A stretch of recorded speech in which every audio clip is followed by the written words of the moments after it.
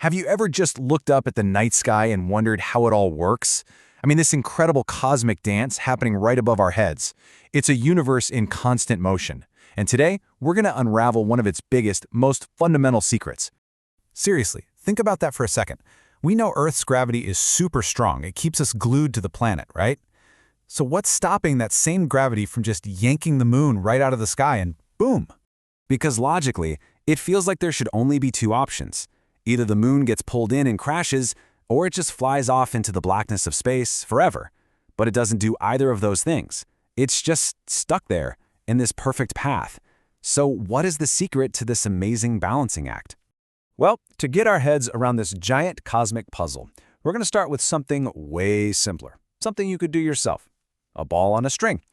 Believe it or not, swinging a ball around your head perfectly explains the two key forces that make every orbit in the universe possible. Okay, first up, let's talk about the force that keeps that ball from flying away. In our little model, that's the string, obviously. But out in space, it's something invisible, and it's one of the fundamental forces of the entire universe. And that force is, of course, gravity. It's this pull that exists between any two things that have mass. You don't have to be touching for it to work. So the Earth is constantly pulling on the moon, just like that string is constantly pulling on the ball. It's this relentless, inward tug. But here's the thing. An inward pull all by itself isn't enough to make an orbit. I mean, if you just held the ball on the string and didn't swing it, it would just hang there, right?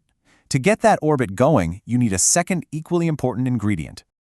And that ingredient is forward velocity, which is just a fancy way of saying an object in orbit is moving sideways really fast.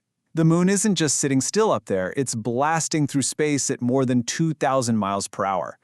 That huge forward motion is always trying to make it fly off in a straight line completely away from us. And this is absolutely the key.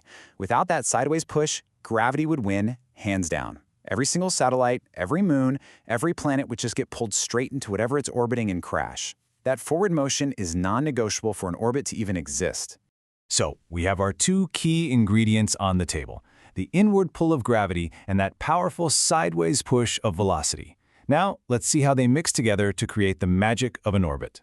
So picture this happening moment by moment. An object, like the moon, is trying its best to fly away in a perfectly straight line because of its incredible speed. But at the exact same time, Earth's gravity is constantly pulling it inward, kind of bending its path just enough so it can't escape. It's a continuous tug of war, happening every single second of every single day. And that brings us right to the heart of it, the core concept. An orbit is simply this perfect balance point. It's where the forward velocity and the inward pull of gravity cancel each other out just right, creating that continuous curved path. So here's the best way to think about it.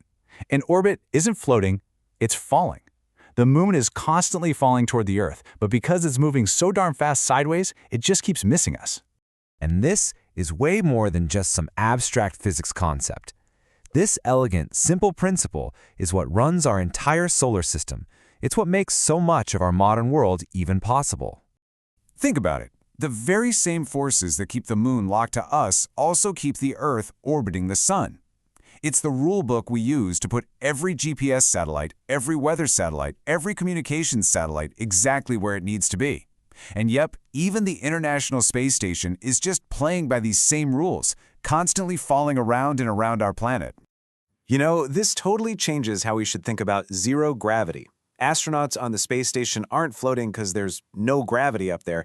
Actually, gravity is still about 90% as strong.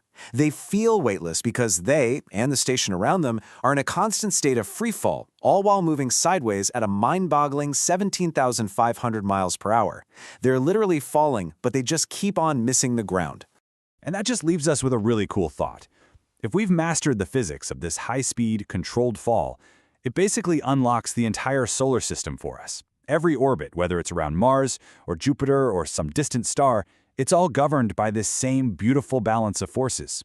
So the only real question left is, where do we aim ourselves and choose to fall next?